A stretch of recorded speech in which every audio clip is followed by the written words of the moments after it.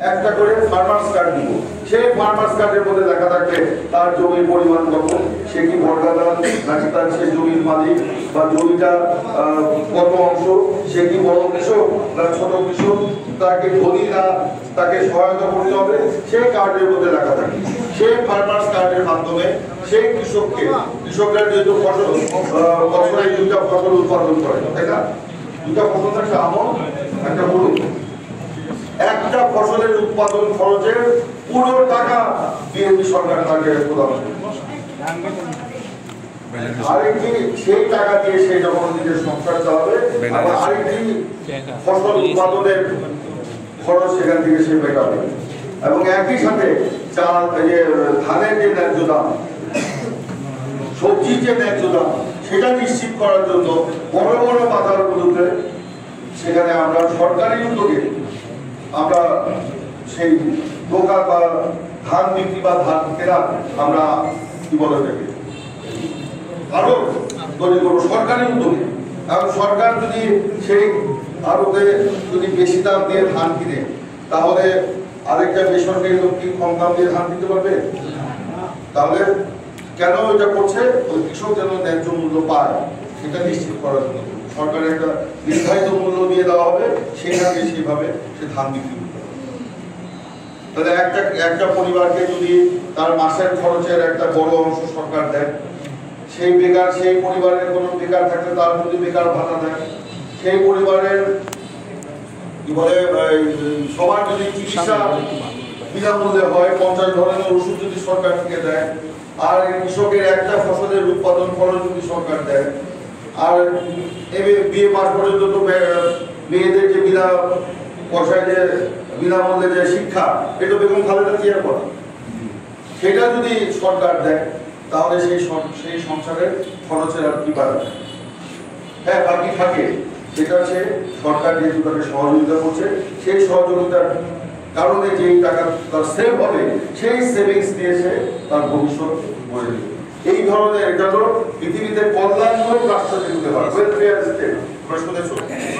Political সায়েন্সের ছাত্র যারা আসলে জানো বা পৌরনীতিতে তোমরা করেছো, যে ওয়েলফেয়ার স্টেট বলে যেসব রাষ্ট্র আছে, সেসব রাষ্ট্রে এই বিমানগুলো প্রণয়ন করা হয়।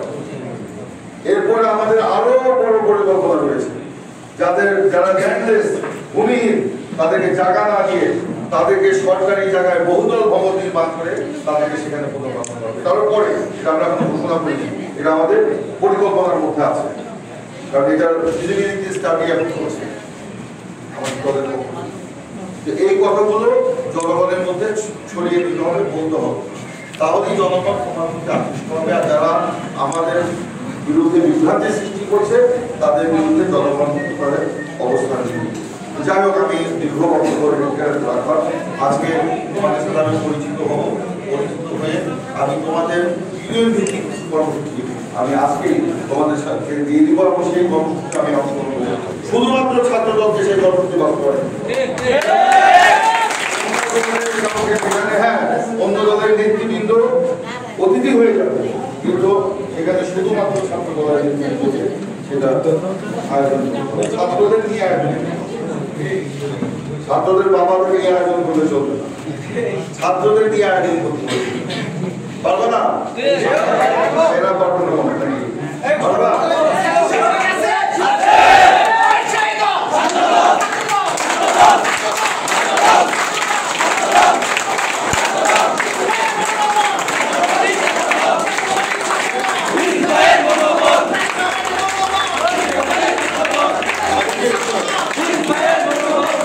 আরেকটি বিষয়, এই যে ইসলামী আন্দোলন হাত পাখা, তারা 15 বছর আওয়ামী লীগকে হাত পাখা দিয়ে বাতাস করেছে, বাতাস করে এখন বিএনপির বিরুদ্ধে অপপ্রচারে নেমেছে, বলে যে দেশের 38% মানুষ নাকি ধানের শীষ ছিলেন না। তারা 15 বছর আওয়ামী লীগের সাথে হাত পাখা দিয়ে নির্বাচন করেছে, ধানের শীষ তো করে নাই, ভুলে গেছে। আরে ধানের শীষে কলা গাছ দাঁড় করে দিলেও জিতবে কলা গাছ দাঁড় করাবো না, তাই না?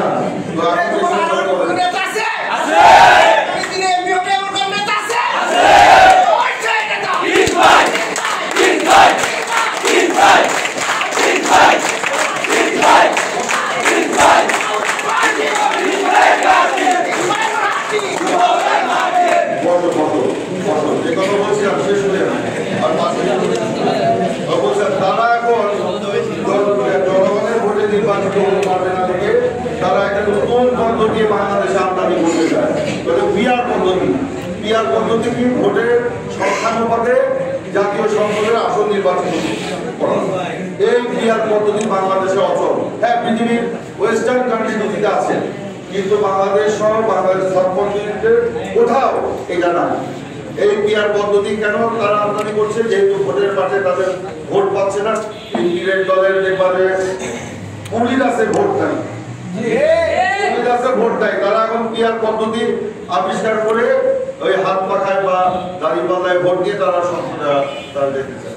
এই পিআর পদ্ধতির নামে তারা দেশে একটা বিশৃঙ্খলা সৃষ্টি করতে চায়। এটার পেছনে একটা ষড়যন্ত্র আছে, আমাদেরকে সতর্ক থাকতে হবে। বাংলাদেশের জন্য পিআর পদ্ধতি উপযুক্ত কোনো পদ্ধতি নয়। বাংলাদেশের মানুষ সরাসরি প্রার্থী দেখে, মার্কা দেখে, দল দেখে ভোট দিতে চায়। ওই পিআরের মাধ্যমে কিন্তু দেশের জনগণের ভোটের অধিকার হরণ করা হবে। পিআরের মাধ্যমে কিন্তু এই রাজনৈতিক দলগুলোকে একটা কর্তৃত্ববাদ প্রতিষ্ঠা করা হবে, আবার ফ্যাসিবাদ প্রতিষ্ঠা করা হবে, এবং এগুলো আওয়ামী লীগকে পুনর্বাসন করার একটা ফাঁদ কিনা, এটাই এখন জনগণ চিন্তা করছে।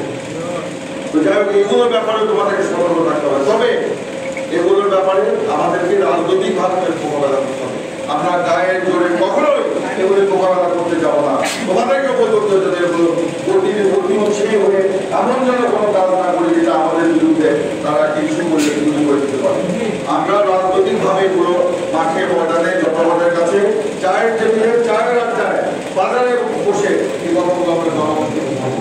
তারা পিআর পদ্ধতির নামে আবার আওয়ামী লীগকে পুনর্বাসন করার চেষ্টা করছে, আবার তারা জনগণের ভোটের অধিকার কেড়ে নিচ্ছে। এখন পিআর পদ্ধতি মানে কি? ভোট হবে কিন্তু প্রার্থী থাকবে না, ভোট হবে তারা প্রার্থী থাকবে না। এখন ভোটার একটা জনগণ, তারা প্রার্থী তাদের জনপ্রতিনিধি কি হবে তারা জানলো না, তারা মার্কায় ভোট দিয়ে দিল। দেওয়ার পরে দল থেকে হয়তো এমন একজনকে দিয়ে দিল যার সাথে জনগণের কোনো সম্পর্ক নেই। তাহলে সেখানে দলীয় কর্তৃত্ববাদ প্রতিষ্ঠা হবে না, আবার ফ্যাসিবাদ প্রতিষ্ঠা করবে। দল যাকে মনে করবে তাকে দিয়ে দিবে। জনগণের যে চাহিদা, জনগণের যে অধিকার, তার জনপ্রতিনিধি নির্বাচন করার যে অধিকার, সেখান থেকে জনগণকে বঞ্চিত করা হবে না, হবে। ওইসব দলে কোনো জনপ্রিয় প্রার্থী নাই, যে কারণে তারা ওই পিআর পদ্ধতি তারা বাংলাদেশে আমদানি করতে চায়। এগুলো মাথায় রাখতে হবে, এগুলো মাথায় রাখতে হবে। সেই জন্য পিআর পদ্ধতি কোথায় আছে? ইসরায়েলে আছে। এখন কেন ইসলাম এবং ইসলামী আন্দোলন ইসরায়েলের এই পিআর পদ্ধতিকে তারা পছন্দ করলো, এটা আমার জানা নেই। যাই হোক, আমরা বলতে চাই, আমরা জনগণ যে পদ্ধতিতে ভোট দিয়ে অভ্যস্ত, যেখানে জনগণের ভোটের অধিকার প্রতিষ্ঠা হবে, জনগণ যেখানে তার জনপ্রতিনিধি বাছাই করে দিতে পারবে স্বাধীনভাবে ভোট দেওয়ার মধ্য দিয়ে, সেই পদ্ধতি বিএনপি অনুসরণ করবে এবং করছে ইনশাআল্লাহ। যাই হোক, এগুলো নিয়ে আমরা পরে আরো বিস্তারিত আলোচনা করবো। তোমাদের সাথে আজকের এই বৈঠকের মধ্য দিয়ে আমরা ছাত্র দলের নতুন করে ধোবাউড়া উপজেলার কার্যক্রম শুরু করলাম। আগামী দিনে আমরা ইউনিয়ন পর্যায়ে আমরা যাব, এরপরে আবার আমরা ইউনিয়ন পর্যায়ে ঘুরে ঘুরে আবার আমরা একটা বড় শুধু ছাত্র সমাবেশ ধোবাউড়াতে আমরা অনুষ্ঠিত করবো। এবং নির্বাচন না হওয়া পর্যন্ত আমাদের এই কার্যক্রম চলবে, অর্থাৎ আগামী ফেব্রুয়ারি পর্যন্ত চলবে। ফেব্রুয়ারির পরে আবার নতুন কার্যক্রম শুরু হবে, এবং একই সাথে তারেক রহমানের যে 31 দফা এবং এই জনকল্যাণে তার যে আগামী দিনের কর্মসূচি, সেই কর্মসূচি বাস্তবায়নের জন্য তোমাদেরকেও প্রস্তুত থাকতে হবে এবং সেই চ্যালেঞ্জ মোকাবেলা করতে হবে। সেই জন্য তোমাদেরকে একজন আদর্শবান নেতা হিসাবে তোমাদেরকে প্রতিষ্ঠিত করতে হবে, তোমাদের কর্মীদেরকেও সেভাবে আদর্শবান হতে হবে। এবং সেই যে কথাগুলো বললাম আজকে, বলার জন্য শুধু বলা নয়, এটা অনুধাবন করার জন্য বললাম, এবং আশা করি তোমরা সেটা অনুধাবন করবে। সকলকে সেই আশাবাদ ব্যক্ত করে আমি আমার বক্তব্য শেষ করছি। আল্লাহ হাফেজ। বাংলাদেশ জিন্দাবাদ। শহীদ প্রেসিডেন্ট জিয়াউর রহমান, দেশ থেকে বেগম খালেদা জিয়া দীর্ঘজীবী হোক। তারেক রহমান জিন্দাবাদ।